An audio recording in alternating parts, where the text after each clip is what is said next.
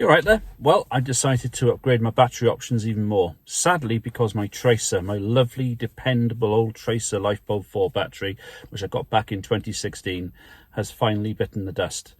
I suspect I've probably held a charged her up on full charge and left her alone standing for too long. I think that's something that goes wrong with LifePO4 batteries. A lot of you guys are a lot more with it in terms of LifePO4 technology than me, so if you've got some comments on that, please let me know in the comments below. I couldn't complain though. 7 years, she's been a fantastic servant to me, and I'm sorry that she's finally bitten the dust.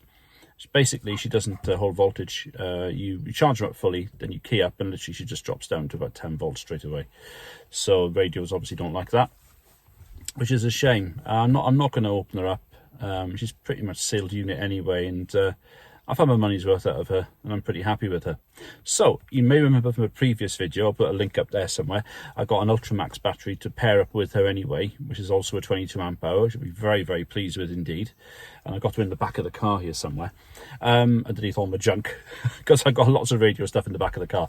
But what I've gone and done is purchased a bit of a beefier option. So with this one, I've gone and got an Ultramax 50 amp hour LifePO4, which is a lot more, well, obviously over twice the capacity of what I've been using. I've got it because obviously in case I needed to run for long periods, any overnighters, field days, weekends, that kind of thing. But also because I've now decided to bring out my 7300 portable a bit more. I'm not sort of hardcore portable. I'm very much lightweight portable in the car. So to me, I could bring out the 7300. The speaker's a bit better than the 891. I still love my 891. I'm not getting rid of that for anything. And for on the hop, keep it in the car. Oh, I've got a bit of time, I can do a bit of an activation here, or sling up a whip and have a bit of fun somewhere. It'll always be there for that. And if I ever do decide to do a bit of exercise, which I should, then she can still be a bit of a portable rig as well. So bearing all that in mind, I've paired up the 7300. I felt I needed a beefier battery. I know the 22 amp hour would run the 7300, but it's a lot more thirsty, I should say. Terrible grammar. A lot more thirsty on receive than the 891 is, and because of everything that she's got, all the bells and whistles and the screens and things and everything else, and she just about fits on my dashboard, the 7300. So there we are. That's what I'm doing with that, just to pair up and give her a go. And of course, if I run the 891 or if I run on lower power even, then that 50 amp hour battery will last forever. And you might find, well, why didn't I get a lead acid? Well, there's two reasons for that, and I'll show you the first reason straight away. Well, one of the first main reasons I've got this rather than a lead acid is because basically I can lift it up with one hand. Look, 2 or 3 fingers, no problems at all. So it's relatively lightweight for what it is. Now you might think, you know, a leisure battery gives you 110 amps. Why only use 50 amps? Well, of course, if you know your LifePO4 batteries a little bit in terms of how they perform, unlike lead acid batteries, one of these would basically go for about 90% of its capacity, maybe a bit more, until it actually drops out. It'll give you about 12 volts plus, no problems at all, even down to about 90% discharge.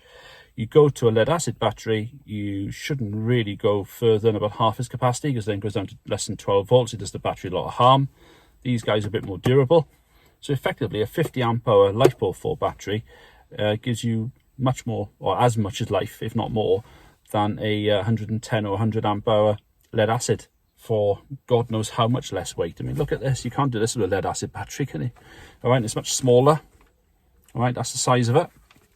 Not big at all. Now, you might notice that what I've got here, you've obviously got to use the terminals with these. You haven't got the T-bar connectors. I've already had these leads already pre-made from a previous battery, so I was able to fit those on quite easily. So you need to get your own.